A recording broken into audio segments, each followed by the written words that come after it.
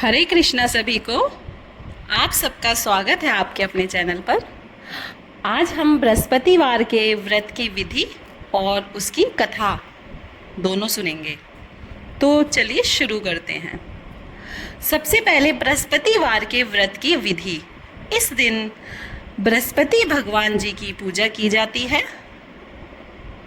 दिन में एक समय ही भोजन किया जाता है और पीले वस्त्र धारण किए जाते हैं और पीले ही पुष्पों को से भगवान की पूजा की जाती है।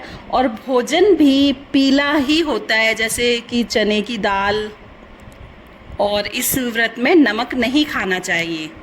पीले रंग का फूल, चने की दाल, पीले कपड़े तथा पीले चंदन से पूजन करना चाहिए। पूजन के पश्चात कथा सुननी चाहिए। इस व्रत के करने से बृहस्पति जी अति प्रसन्न होते हैं तथा धन और विद्या का लाभ होता है। स्त्रियों के लिए यह व्रत बहुत आवश्यक है। इस व्रत में केले का पूजन होता है। तो यह थी हमारी बृहस्पति के वार के व्रत की विधि। अब बृहस्पतिवार के व्रत की कथा प्रारंभ करते हैं। किसी गांव में एक साहूकार रहता था, जिसके घर में अन्न, वस्त्र और धन किसी की कोई कमी नहीं थी, परंतु उसकी स्त्री बहुत ही कृपण थी। किसी भिक्षार्थी को कुछ नहीं देती, सारे दिन घर के कामकाज में लगी रहती। एक समय एक साधु महात्मा बृहस्पतिवार के दिन उसके द्वार पर आए और भिक्षा की याचना की। स्त्री उस समय घर के आंगन को लीप रही थी।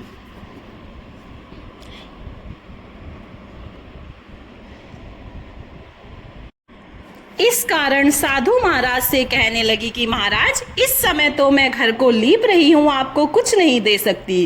फिर किसी अवकाश के समय आना। साधु महात्मा खाली हाथ वहां से चले गए।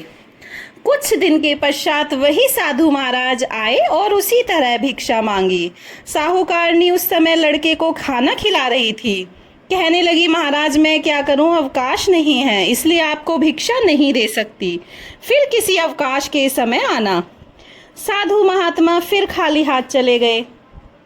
तीसरी बार महात्मा आए तो उसने उन्हें उसी तरह से टालना चाहा, परंतु महात्मा जी कहने लगे कि यदि तुमको बिल्कुल ही अवकाश हो जाए तो मुझको भिक्षा दोगी। साहूकारनी कहने लगी कि महाराज, यदि ऐसा हो जाए तो आपकी बड़ी कृपा होगी। साधु महात्मा जी कहने लगे कि अच्छा, मैं एक उपाय बताता हूँ। तुम बृहस्पतिवार को दिन चढ़ने पर उठो, सारे घर में झाड़ू लगाकर कूड़ा एक कोने में जमा करके रख दो। घर में चौका मत लगाओ। फिर स्नान आदि करके घर वालों से कह दो उस दिन सब हजामत अवश्य बनाएं। रसोई बनाकर चूल्हे के पीछे रखा करो, सामने कभी ना रखो। सायंकाल को अंधेरा होने के बाद दीपक जलाया करो तथा बृहस्पतिवार को पीले वस्त्र धारण मत करो, ना पीले रंग की चीजों का भोजन करो।